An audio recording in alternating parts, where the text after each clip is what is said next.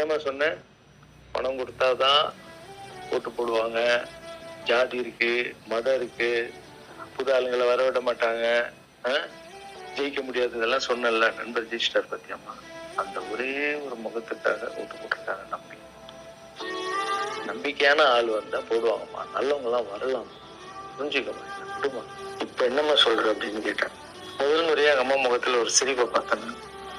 ஆமாங்கண்ணா, அந்த புள்ள எல்லாத்தையும் மாத்திடுச்சு. இவ்வளவு பெரிய வெற்றி அடைவாருன்னு எதிர்பார்க்கலப்பா. ஒரு நல்ல மனுஷன் வந்து பண்ணணும்னு நினைச்சா அது வந்து முடியுங்கண்ணான்ற நம்பிக்கை எனக்கு வந்திருக்குப்பா அப்படின்னு அம்மா வந்து சொன்னா. அப்ப என்ன போயிடலாமா, ஓகேவா அப்படின்னு கேட்டேன். போகண்ணா, நீ நினைச்ச மாதிரி பண்ணு அப்படின்னு அம்மா வந்து சொன்னோன்னு.